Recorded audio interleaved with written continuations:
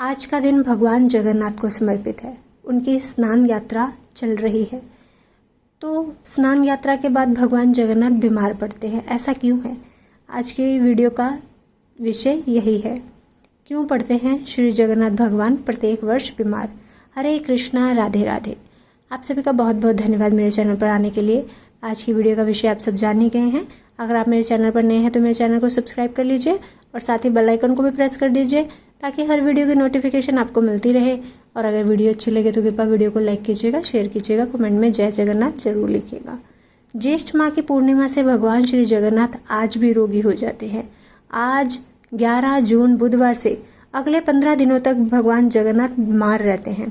15 दिन के लिए मंदिर के पट बंद कर दिए जाते हैं और उनकी रसोई बंद कर दी जाती है। भगवान जगन्नाथ के बीमार होने से जुड़ी एक प्राचीन कथा इस प्रकार से है। उड़ीसा प्रांत में जगन्नाथपुरी में एक भक्त रहते थे। श्री माधव दास जी अकेले रहते थे। कोई संसार से इनका लेना देना नहीं। अकेले बैठे बैठे भजन किया करते। नित्य प्रति श्री जगन्नाथ प्रभु का दर्शन करते थे और उन्हीं को अपना सखा मानते थे। प्रभु के साथ खेलते थे। प्रभु इनके साथ अनेक लीलाएं किया करते थे। प्रभु इनको चोरी करना भी सिखाते थे। भक्त माधव दास जी अपनी मस्ती में मगन रहते थे। एक बार माधव दास जी को अतिसार यानी उल्टी दस्त का रोग हो गया। वह इतने दुबले हो गए कि उठ बैठ नहीं सकते थे। पर जब तक इनसे बना ये अपना कार्य स्वयं करते थे और सेवा किसी से लेते भी नहीं थे। कोई कहे महाराज जी हम ये कर दें तो आपकी सेवा कर दें तो कहते कि नहीं, मेरे तो एक जगन्नाथ ही हैं, वही मेरी रक्षा करेंगे।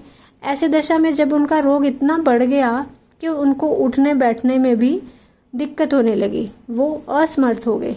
तब श्री जगन्नाथ जी स्वयं सेवक बनकर इनके घर पहुंचे और माधव दास जी को कहा कि हम आपकी सेवा कर दें।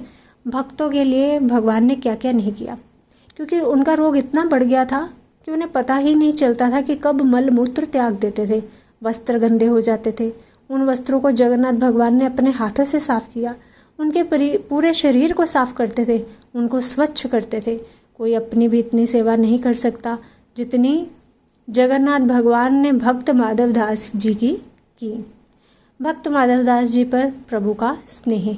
जब माधव दास जी को होश आया तब उन्होंने तुरंत पहचान लिया कि यह तो मेरे प्रभु ही हैं। एक दिन श्री माधव दास जी ने पूछ लिया प्रभु से, प्रभु आप तो त्रिभुवन के मालिक हो, स्वामी हो, आप मेरी सेवा कर रहे हो। आप चाहते तो मेरा ये रोग भी दूर कर सकते थे। रोग दूर कर देते तो सब इतना करना ना पड़ता।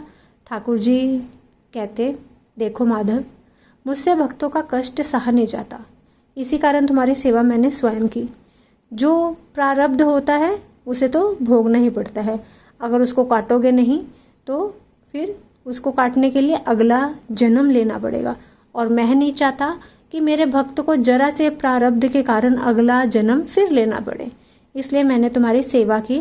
लेकिन अगर फिर भी तुम कह रहे हो कि भक्त की बात ही भी नहीं टाल सकता मैं, तो भक्तों के सहायक बनकर उनको उनके प्रारब्ध के दुखों से, कष्टों से सहज ही पार कर देते हैं प्रभु।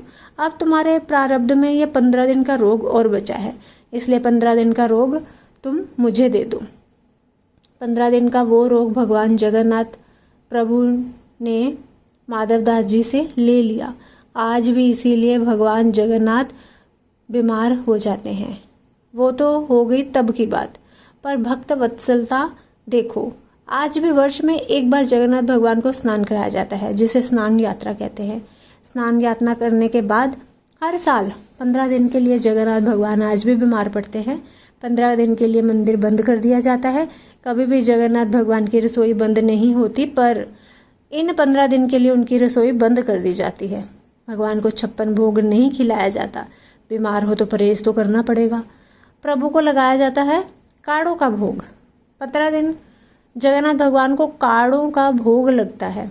इस दौरान भगवान को आयुर्वेदिक काढ़े का भोग लगाया जाता है। जगन्नाथ धाम मंदिर में तो भगवान की बीमारी की जांच करने के लिए हर दिन वैद्य भी आते हैं। काढ़े के अलावा फलों का रस भी दिया जाता है। वहीं रोज शीतल लेप भी लगाया जाता है। बीमार के दौरान उन्हें फलों का रस, छेना का भोग लगाया जाता है। रात में सोने से पहले मीठा दूध अर्पित किया जाता है। भगवान जगन्नाथ बीमार हो गए हैं और अब 15 दिनों तक आराम करेंगे। आराम के लिए 15 दिन तक मंदिरों का पट भी बंद कर दिए जाते हैं और उनकी सेवा बंद कर दी जाती है ताकि वे जल्दी ठीक हो जाएं। और सेवा उनकी कैसे होती है, काढ़ों से, फलों के रस से, इन सब चीज़ों से।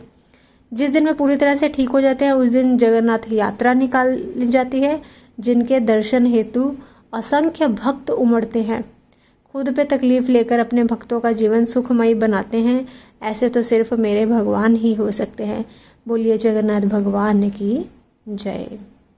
अगर वीडियो अच्छी लगे तो कृपया वीडियो को लाइक कीजिएगा, शेयर कीजिएगा। मिलती हूँ अपनी अगली वीडियो के साथ, तब तक के लिए सभी को हरे कृष्णा, राधे राधे।